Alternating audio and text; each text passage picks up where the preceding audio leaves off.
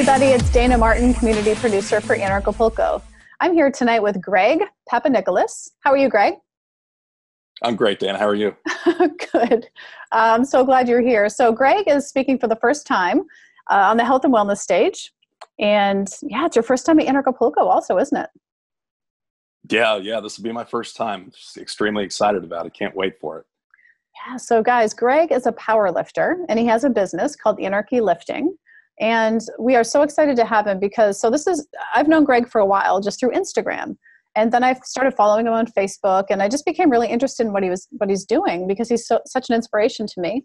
And I even have some of his clothing. I have his shirt and the yoga pants that you have with your logo that I wear at the gym.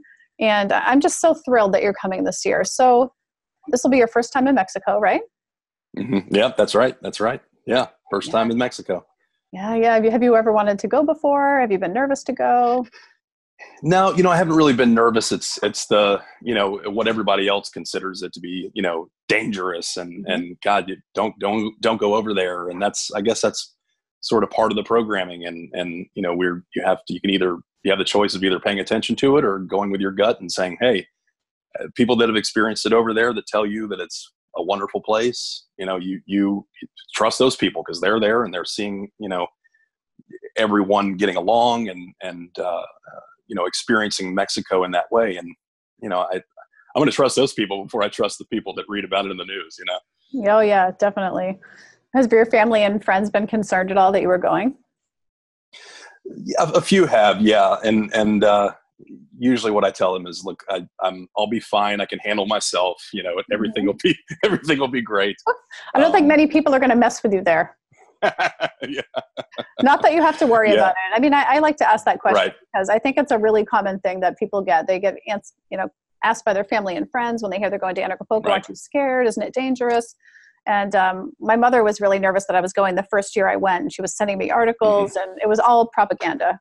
And once I went there, she was fine. She felt much better. And so she wants to go now to herself now that she knows that it was all just lies to try to keep us from spending our money there or vacation there or whatever. There's many, it's a complicated issue from the government. I'm sure there's many reasons why we shouldn't go there according to them, but it's a wonderful place. And, I feel so at home there whenever I go. You feel this oneness. You don't feel a separateness at all. And we were brought up thinking that there was this separateness between us and Mexico. And I love going to feel that was all a lie, because to me, it's kind of the whole. It makes me realize that everything I've been told, I always question when it comes to other countries. Right. I went to China recently, and there was so much that I was told about China that wasn't true. I felt that same feeling of oneness and connection, and it wasn't a scary, dangerous place. It was beautiful. And I know they're communists, but I didn't see any sign of police anywhere. It was just not as scary and intense as I was told. And so I think people need to travel. It's one of the most wonderful ways to just have more peace on earth and connect with other people. So I'm really glad you're going. I'm really glad. Thank you. Yes. Yeah. And I kind of feel like when you're mingling with anarchists, I think we're in a good place anyway. So I think, true. There's not going to be as many, incidents or anything happening if we have peaceful people, mingling in one area. So it's true. And the area of Acapulco that we're going to is like a really, safe area. It's like the touristy area and the resorts. Right. Really big and beautiful. There's areas that are dangerous in any city, of course. Like you wouldn't want to go to the most dangerous corner of Acapulco, I'm sure. Like you wouldn't want to go to the dangerous corner of Boston, but you stay together with people and you be mindful, you know what cabs to get into. And yeah, it's all good. It's as safe as anywhere I've ever been. Yeah. And I remember going to the Dominican Republic with my wife, and this was right around the time, I think it was a year removed from the Haiti earthquake. It was a while back, but, you could see that there were still remnants of, the damage. And, the hotel that we stayed in had armed guards on the beach and had a, separate fence. And on the other side, it was such a juxtaposition of the resort and, the area, which had been so damaged. And, it was terrible. You saw malnourished dogs and you're like, man, this is, I don't know. I don't feel good about it. But at the same time, you're like, is this the way it is all the time? And really, I think there's a development that goes on in a change in certain areas that go on when, people are influential people are around. So I think having the conference there will then sort of, people will just sort of naturally gravitate towards, an area like Acapulco, because it's a wonderful area from what I've heard. So. Yeah. And, when you're there, I know the feeling that you're talking about. I've traveled a lot and I've felt that feeling staying in a nice resort. I went to India last year, and it was this gorgeous 5-star resort. And the second you leave, there's just like cows and pigs just walking around. And there's, children that looked really hungry that were begging for food and money. And it does make you feel a little guilty or something. Yeah. It made me feel bad, but with like when you know that you're supporting the local economy, we know with Anarchapulco, we're supporting the local economy. We're bringing almost 3,000 anarchist people there to help support the economy and bring business to the area. The people in Acapulco really, really love that we do this. And so we try to really involve the local community. There's off in the mountains in Acapulco, there is a group of people, a village, that are making all of our bracelets. We're paying them. We hired them to do it instead of getting them elsewhere, shipping them from somewhere else, some company in the US. We ended up just having them make them for us. So we're trying to think the whole time, this whole year with the planning, how can we involve and support the people of Acapulco? And so that's one way in which we're doing it. We have a local tattoo shop, Revolution Tattoo. We invited them to come. There's so many ways in which we're supporting the local economy. That's great. Local community. We have Verde Vegan. They're a local vegan business coming. The people of Sharan. Have you heard of the city of Sharan? Have you watched any of the videos? No. Well, there's an anarchist city in Mexico, and Jeff Berwick and I think Luke Radowski went to visit, and they reported on it. A few people have gone down there to do it, but we're having the I don't know what his title is. I think the leader. It's an equal community, but he's kind of the spokesperson for the community, and he's speaking on the main stage, sharing about. There's no government there. There's no government in the city at all. It's all run by the people. So he's showing that it's possible. So we're supporting this whole community, and I believe so many of them are coming. We have the people that are running the health and wellness. The family camp are from Mexico City. They're coming up, and they're bringing, I think, 25 Mexican families to take part in the health and wellness. Oh, that's wonderful. Enjoy the property, and we're letting them come and just enjoy it for free, because we want to support everybody and encourage them to understand and learn about this. So peaceful parenting, everything to do with anarchy. So, and we're doing a lot more too, so cool. But it was just a huge goal, because just like you said, you go somewhere and there's poverty or people that need help. And if we can do it, if anybody can do it, we can. Anarchists can. We don't need government to tell it we can help all these people. We're just doing it. And everybody's individually taking the reins of helping different, parts of it. There's an orphanage called the Marsh Home that we're helping. And anyway, it's going to be really great. Yes. I think that's great. And of course I watch as, our friend, Luis Mises, and he goes and does that type of that activity in Texas and in Dallas. And I think that's a wonderful thing, because it connects everyone, and they feel appreciative. And I think that's a great thing to have that going on in, Acapulco as well, because you can gain great relationships from people doing it that way. Well, the interesting thing is, like, the goal isn't to show people that anarchy works, but it is a side effect of just caring and being ourselves. And like, who can we help? If we have extra, let's give to others. Let's help support people. That's what Luis is doing in Texas. That's what a lot of people that I've known have done in their own areas. The roads will get built. We will help each other. Right. Exactly. Things will get done even better than they ever could get done by government. So I love that we're all sharing that. That would be a really good talk, actually, for next year. Yeah. I'm always thinking of what's the next topic we can cover? You're ahead of the game, Dayna. Yeah, crazy. So, so you're a father. You have a son, right? Mm-hmm. Yeah. How old is he? He's 5.5, almost turning 6, and just a ball of energy and joy, and just I love being around him. And my friends sort of it's almost like they make fun of me. They're like, you really are that dad. Like, you're the one that will and I get, they'll make fun of me because one particular incident was I waited until the summer started, and the first day of summer I drove him 3.5 hours to like this big arcade on the boardwalk of the beach that's in Delaware near us, closest beach to us. And so I drive him all the way there. We spend the day there, and then I just drive him right back the same day. And people are like, "Are you crazy?" Like, I enjoy being around my son. Yes, and he enjoys being around you. Exactly. That's a huge difference, isn't it? Right. Where you don't feel as though it's like, and most people would, in that situation, I think, be thinking about, what else could I be doing right now? Could I be taking care of my business? Could I be, doing other things on my own? But it's like, I get joy from that, and I enjoy being around him, and, whatever lights his being up, lights his face up, I'm all for. So it's just tremendous. That's so nice. I mean, I know being a peaceful parent, when you're not living in the authoritarian paradigm with your kids, you're not controlling them all day. You're not focused on obedience, because controlling another human being all day, every day is miserable. It's not joyful parenting, and it's not the way we're meant to interact. And in fact, I want parents to know that they were trained to train their kids. They were trained like dogs to train their kids like dogs, because if you didn't have any influence from our culture and you were on an island alone and you had a baby, you would never parent in the authoritarian paradigm and do behavior modification. You would just connect like you would with anybody that you care about and love. And so when you're not controlling your kids all day, and you're not like being mean and punishing, and instead you're finding win-win situations, you're focusing on their needs as much as yours, like you do your son, they like to be around you. They want to be around their parents, and it's a huge different way to be, but it's so rewarding. Yeah. And holding yourself to the same standard that you set for your kid, as far like, you'll ask them to pick up their shoes or something, and they'll be like, my son will just be like, not right now. I'll say, okay.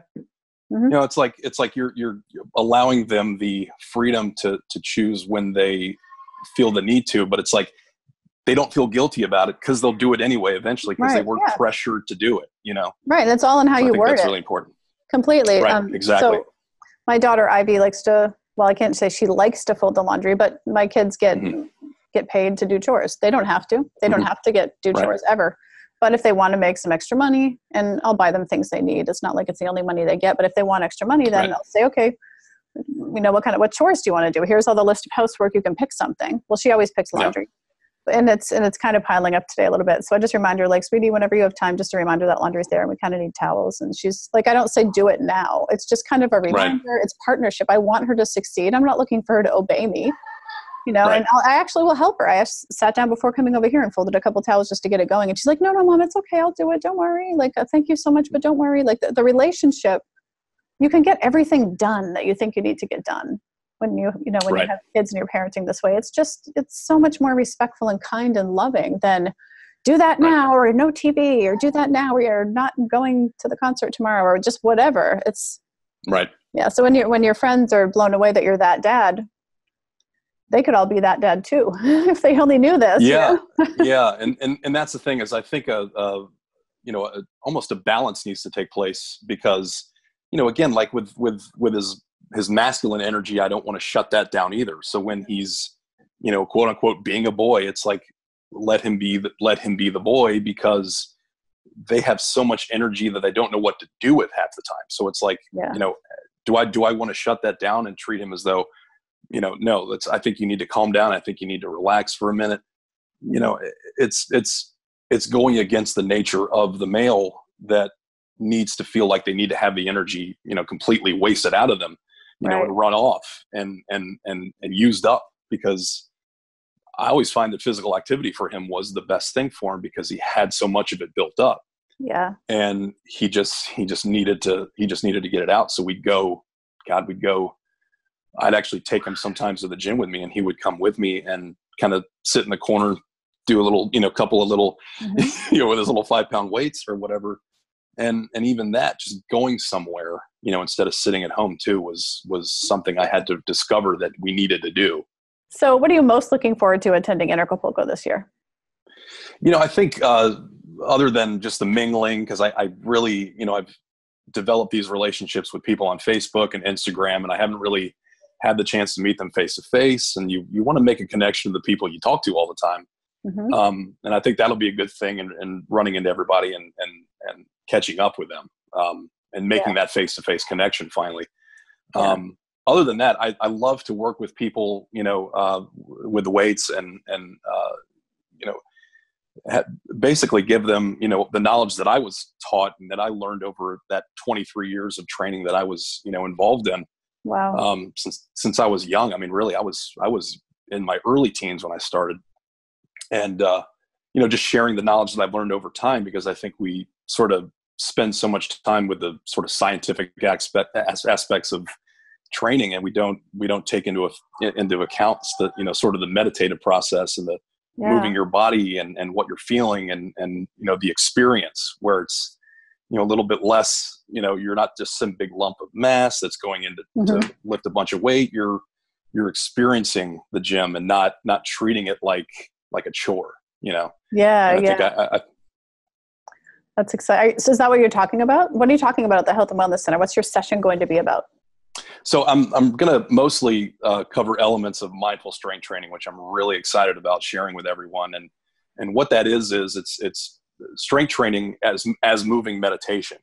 So as you're experiencing the gym, instead of saying, I'm going to meditate before the gym, I'm going to meditate afterwards to cool down, you're involving energy work prior to the training. And then as you're moving, you're fully aware of your body movements, but you sort of get in this, if you do enough of the energy work and the meditation, you're in almost like a borderline trance as you're going through the movement patterns, and you really feel, I'd say you feel at one with the weight. You don't feel like disembodied from it. You don't feel, as though you're here, the weights are here, you're making a connection to something.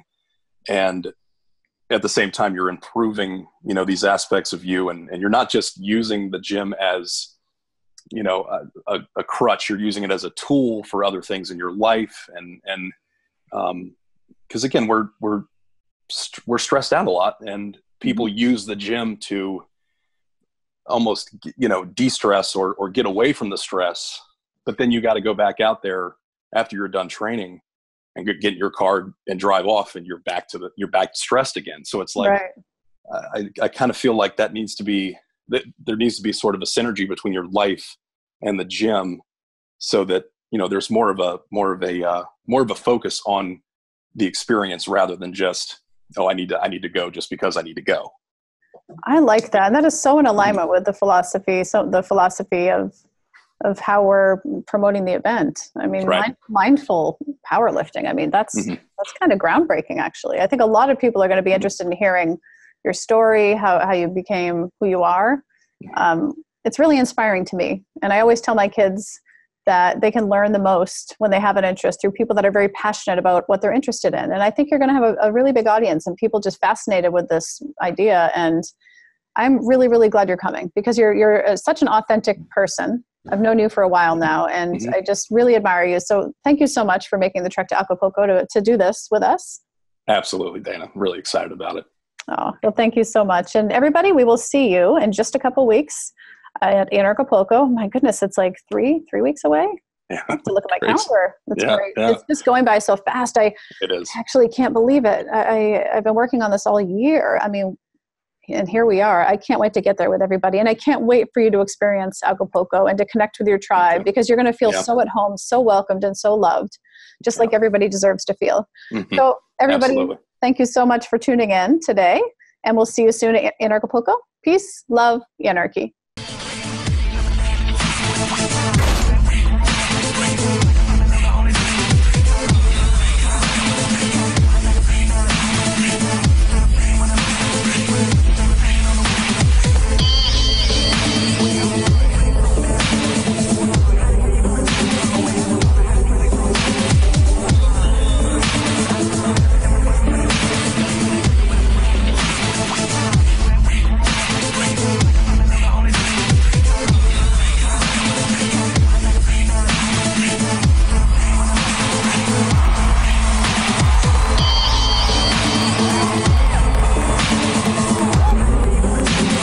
Ideas about not wanting to use violence against people and not wanting to steal and extort them. And they try to tell us that the liberty movement is dead. That's a bunch of baloney.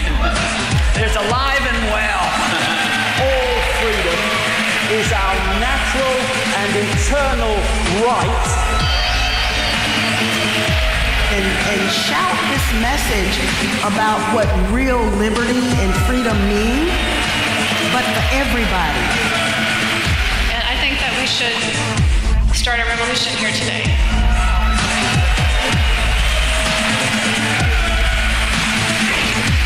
Peace, love.